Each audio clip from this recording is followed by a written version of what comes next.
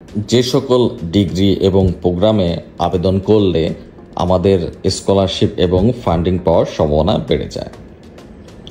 প্রথমত, আমরা যখন অ্যাডমিশন এবং স্কলারশিপের জন্য একটা বিশ্ববিদ্যালয়ের ওয়েবসাইটে যাব, তো সেই ওয়েবসাইটগুলোতে আমরা যে ডিপার্টমেন্টটা আমরা চুজ করব, যদি আমরা কম্পিউটার সায়েন্সে পড়তে চাই, তো কম্পিউটার সায়েন্সের ওয়েবসাইটে গেলে আমরা দেখি যে অনেকগুলো প্রোগ্রাম লিস্ট করা থাকে, যে ব্যাচেলর, মাস্টার্স, এবং মাস্টার্সের আন্ডারে দেখা যায় যে অনেক ধরনের masters, course based masters, professional masters, thesis based masters, research based masters, so অনেক ধরনের মাস্টার্স। তারপর ডিপ্লোমা আছে, পিএইচডি প্রোগ্রাম আছে।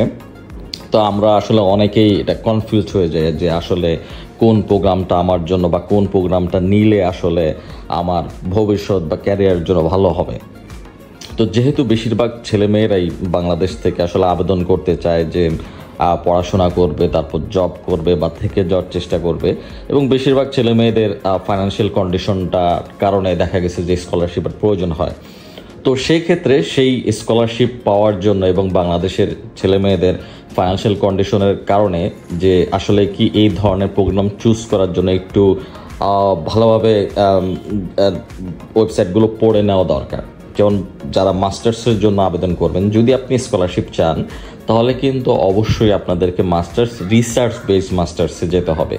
কারণ সেই রিসার্চ বেসড মাস্টার্সেই আপনি সেখানে যে পড়াশোনা করবেন, গবেষণা করবেন, এবং সেখান থেকে কিন্তু আপনার ফান্ডিংটা এবং স্কলারশিপের যে ব্যবস্থা হবে সেটা কিন্তু আপনার রিসার্চ করার কারণে। হ্যাঁ, কিন্তু আপনি যদি কোর্স বেসড মাস্টার্সে যান অথবা প্রফেশনাল মাস্টার্সে যান, সেখানে কিন্তু স্কলারশিপ পাওয়ার সম্ভাবনা নাই বলতেই চলে।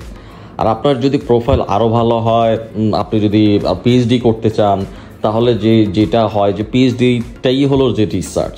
হ্যাঁ, তো পিএইচডিতে মোটামুটি মানে স্কলারশিপ আর ফান্ডিং গ্যারান্টেড। সো আপনি পিএইচডিতে যদি অ্যাডমিশন পেয়ে যান, তাহলে আপনি ধরে নিতে হবে যে আসলে আপনাকে ওরা ফান্ডিং দিবে। হ্যাঁ, তারপর সেটা হলো যে বাকিগুলো প্রফেসরের সাথে কন্ট্যাক্ট করার বিষয় থাকে, প্রফেসরদেরকে ম্যানেজ করার বিষয় থাকে। তো এই জিনিসগুলো আপনাদেরকে দেখতে হবে। তো পিএইচডির ব্যাপারটা মোটামুটি, পিএইচডিতে যদি আপনার অ্যাডমিশন মানে ওরা পিএইচডিতে আপনাকে আপনার প্রোফাইল ভালো হলে অ্যাডমিশন দেবে, আর অ্যাডমিশন যখন দেওয়ার বিষয় থাকে তখন আপনাকে ধরে নিতে হবে যে আপনি আসলে স্কলারশিপ পাওয়ার যোগ্য বলে আপনাকে অ্যাডমিশন দিচ্ছে।